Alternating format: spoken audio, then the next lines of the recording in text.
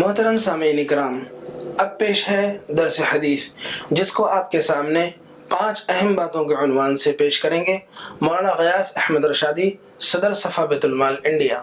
بسم اللہ الرحمن الرحیم۔ عن ابی ہریرۃ رضی اللہ عنہ قال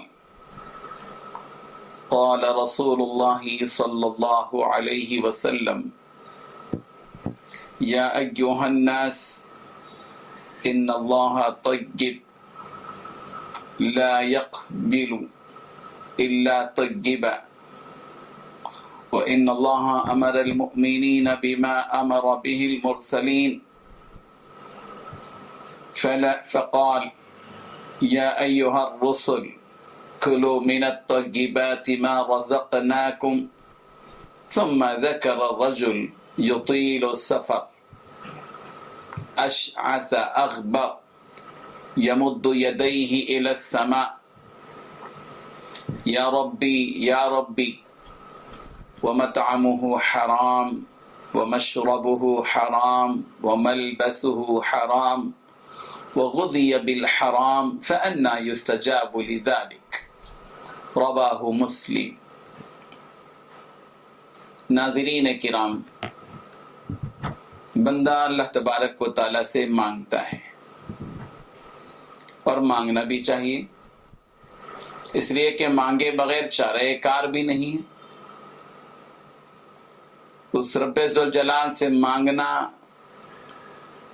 اپنی ضرورت کے وقت بھی اور ضرورت نہ ہو جب بھی، محتاجی کے وقت میں بھی، فراخی کے وقت میں بھی، صحت کے عالم میں بھی، بیماری کے موقع پر بھی، نفع کے حصول پر بھی اور نقصان کے حاصل ہونے پر بھی، ہر وقت بندے مومن کے لیے ایک ہی راہ ہے کہ وہ اپنے پروردگار سے مانگتا رہے، اس سے دعا کرتا رہے۔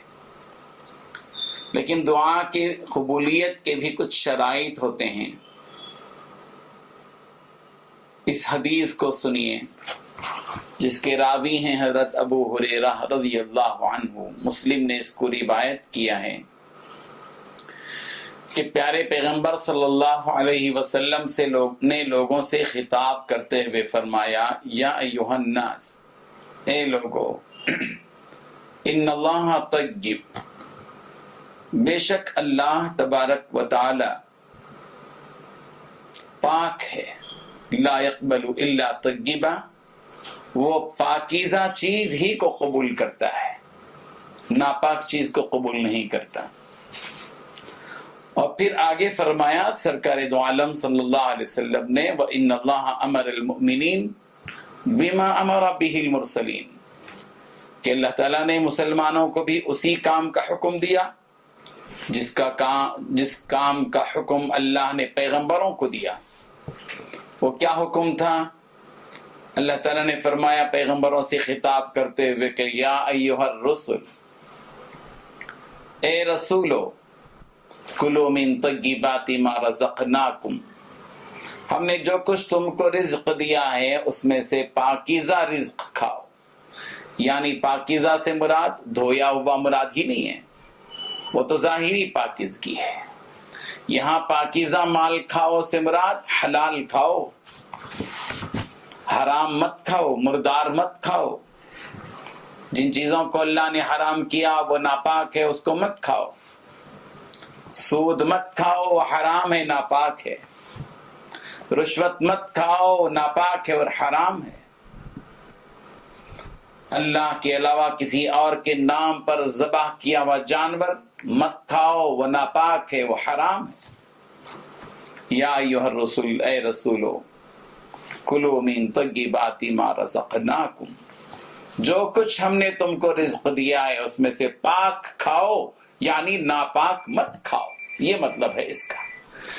اس آیت کو سمجھانے کے بعد پیارے پیغمبر صلی اللہ علیہ وسلم نے ارشاد فرمایا کہ ان اللہ کہ ثم ذکر الرجل، پھر پیارے پیغمبر صلی اللہ علیہ وسلم نے ایک ایسے آدمی کا تذکرہ فرمایا کہ یطیل السفر، جو لمبا سفر طے کر کے آیا ہو، اشعث اغبرا، جس کے جسم پر غبار ہو، سفر کی تھکان ہو، کپڑے میلے کچیلے ہوں، یمد یدیہ، وہ شخص اپنے دونوں ہاتھ پھیلاتا ہے الی السماء، آسمان کی طرف، اور پھر کہتا ہے یا ربی یا ربی، اے میرے رب اے میرے رب، یعنی اللہ تعالیٰ سے دعا کرتا ہے۔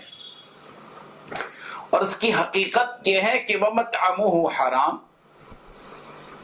وہ جو چیزیں کھاتا ہے وہ حرام کی، وَمَشْرَبُهُ حرام، وہ جو چیزیں پیتا ہے وہ بھی حرام کی، وَمَلْبَسُهُ حرام، اور جو کپڑا اس نے پہن رکھا ہے وہ بھی حرام کا، وَبُغْضِيَ بِالْحَرام، اور حرام ہی سے اس کی پرورش ہوئی ہے، پروان چڑھا ہے وہ حرام ہی سے، تو فَأَنَّا يُسْتَجَابُ لِذَلِكَ، کیسے اس کی دعا اللہ کے دربار میں قبول ہوگی؟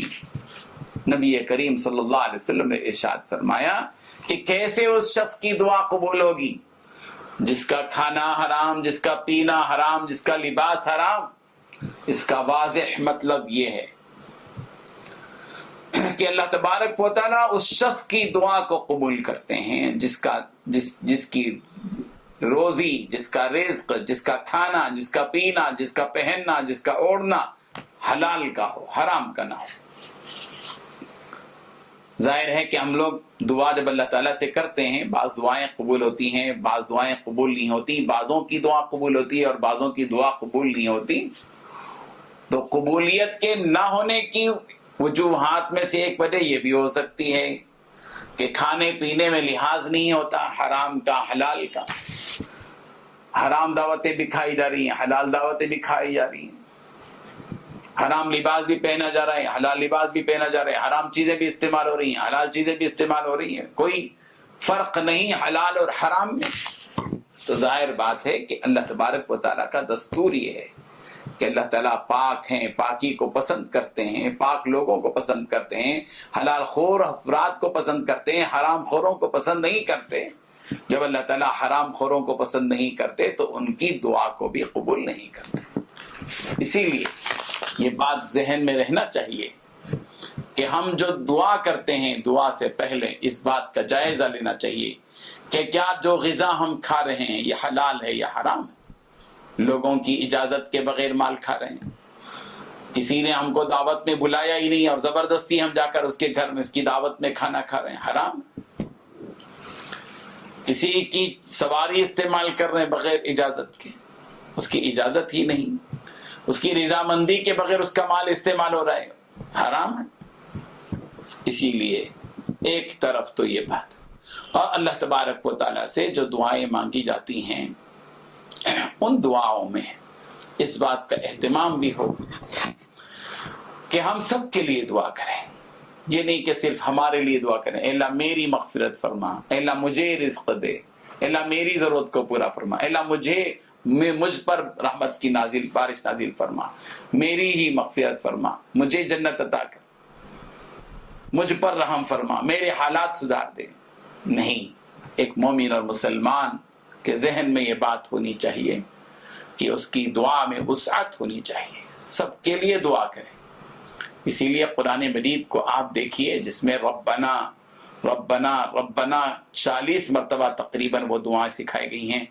ربنا آتنا فی الدنیا حسنہ وفی الآخرۃ حسنہ وقنا عذاب النار ربنا ظلمنا انفسنا وان لم تغفر لنا وترحمنا لنكونن من الخاسرین ربنا افرغ علینا صبرا وثبت اقدامنا وانصرنا علی القوم الکافرین ربنا هب لنا من ازواجنا وذرياتنا وقرة اعین واجعلنا للمتقین اماما ربنا لا تؤاخذنا ان نسینا او اخطانا۔ دیکھیے ان آیتوں میں سب کے لیے دعائیں، سب کی ابتدا بتائی جا رہی ہے۔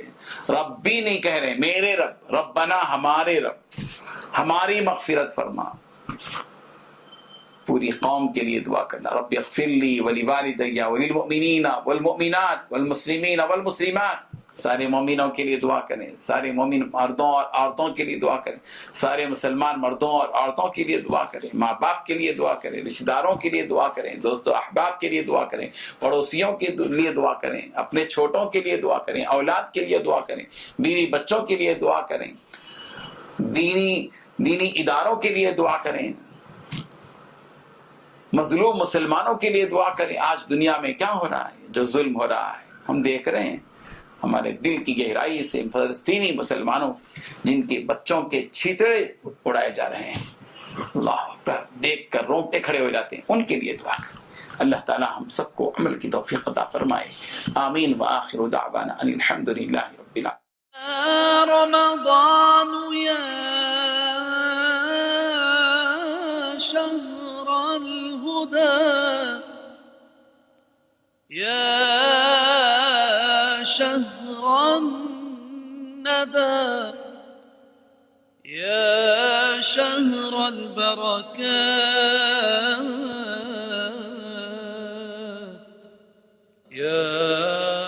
میں نے اللہ کو ڈھونڈا تو اس نے اپنا تعارف کروایا. اللہ لا الہ الا هو الحی القیوم. میں وہ ہوں جو موت سے پاک ہوں. اب پابند بن کے چلو اس اللہ کے جس کی شہنشاہی ہے, اس اللہ کے جس نے مجھے بنایا, اس اللہ کے پابند بنو جس نے مجھے آنکھوں کا نور دیا, زبان میں بول دیا, جسم میں طاقت دی, عقل کو سمجھنے کے اوصاف دیے. اس اللہ کے پابند بن کے چلو جس نے قرآن کو اتارا, جس نے دھرتی کو بچھایا, جس نے آسمان کو اٹھایا. آسمان کی چھت میرے اللہ کے قبضے میں ہے, زمین کا فرش میرے اللہ کے قبضے میں ہے, ہواؤں کے جھونکے میرے اللہ کے قبضے میں ہے, سردی کا موسم میرے اللہ کا ارادہ ہے, گرمی کی تپش میرے اللہ کا ارادہ ہے, بادلوں سے پانی کا گرنا میرے اللہ کا ارادہ ہے, برف کا گرنا میرے اللہ کی بادشاہی ہے, اور طوفانوں کا آنا, بجلیوں کا چمکنا, بادلوں کی گرج, موسموں کا تبدیل ہونا, درختوں کے پھل, پھلوں کے ذائقے, ذائقوں میں خوشبو, پھلوں میں مٹھاس, پھلوں کے اوپر کور, چھلکے. ایک انار ہی میرے رب کی قدرت کا شاہکار ہے. دانا دانا ذرا جوڑ کے دکھاؤ, پھر اس کو پردوں میں لپیٹ کے دکھاؤ, پھر اس کی پیکنگ کر کے دکھاؤ, پھر اس میں رنگ بھر کے دکھاؤ, پھر اس میں ذائقے بھر کے دکھاؤ. گائے کے تھن سے نکلتا دودھ دیکھو, ہرن کے نافے میں مشک, اور سانپ کے منہ میں زہر, اور مکھی کے منہ میں شہد.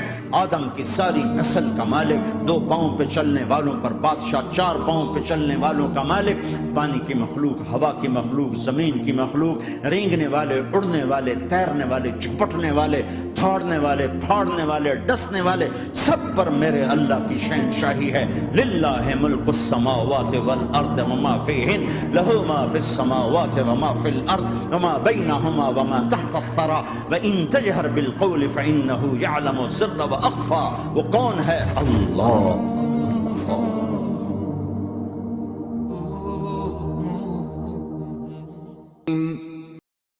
بسم اللہ الرحمن الرحیم. رجال لا تلہیہم تجارت ولا بیع عن ذکر اللہ. قال قتادہ كان القوم يتبايعون ويتجرون ولكنهم إذا نابهم حق من حقوق الله لم تلههم تجارة ولا بيع عن ذكر الله حتى يؤدوه إلى الله. رواہ البخاری. ناظرین کرام، صحابہ کرام رضوان اللہ تعالی علیہم اجمعین کی خصوصیات کو قرآن مجید نے موقع بموقع بیان کیا ہے. ان کی خوبیاں، ان کے عمدہ صفات، ان کے ایثار، ان کے جذبہ قربانی کو قرآن مجید نے بار بار بیان کیا ہے. ان کے اوصاف میں سے ایک وصف یہ بھی تھا کہ رجال، کہ ایسے لوگ تھے کہ لا تلہیہم تجارت ولا بیع عن ذکر اللہ، کہ یہ ایسے لوگ ہیں کہ جنہیں تجارت اور خرید و فروخت اللہ کی یاد سے اور نماز کے قائم کرنے سے اور زکوٰۃ کے دینے سے غافل نہیں کرتی. کیا مطلب ہے اس آیت کا؟ کیا خوبی صحابہ کرام کی اس میں بیان کی گئی ہے؟ اس کی تفصیل یہ ہے کہ صحابہ کرام رضوان اللہ تعالی علیہم اجمعین لین دین کیا کرتے تھے، کاروبار کیا کرتے تھے، بزنس کیا کرتے تھے، لیکن ان کا بزنس، ان کا کاروبار ان کو اللہ تبارک و تعالیٰ کے ذکر سے غافل نہیں کرتا تھا. بنیادی بات یہ ہے. اللہ کو بھول کر وہ دنیا میں مشغول نہیں ہوتے تھے، دنیا میں مشغول رہتے تھے اللہ کے ذکر کے ساتھ، اللہ کے احکامات کو پیش نظر رکھتے ہوئے دنیا کے کاروبار کرتے تھے. آج بھی لوگ کاروبار کرتے ہیں مگر کاروبار میں اللہ کو بھول جاتے ہیں، اللہ کے ذکر کو بھول جاتے ہیں، اللہ کے احکامات کو بھول جاتے ہیں. سود بھی لے رہے ہیں، بٹے بازی بھی کر رہے ہیں، دھوکہ بازی بھی چل رہی ہے، ڈنڈی بھی مار رہے ہیں، ناپ تول میں گڑبڑ بھی کر رہے ہیں، جھوٹ بھی بول رہے ہیں، خیانت بھی کر رہے ہیں، وعدہ خلافی بھی کر رہے ہیں، رشوت خوری کا بازار بھی کرم ہے. تو بھلا بتائیے کہ ایسے لوگ وہ ہیں جنہوں نے اللہ تبارک و تعالیٰ کی یاد کو فراموش کر دیا. ضرورت اس بات کی ہے کہ اللہ تبارک و تعالیٰ کا ذکر، اس کی یاد ہمیشہ ہمارے ذہنوں میں محفوظ رہے. ہم اپنے پروردگار کو ہمیشہ یاد رکھیں. اللہ تعالیٰ ہم سب کو عمل کی توفیق عطا فرمائے. آمین. معزز ناظرین،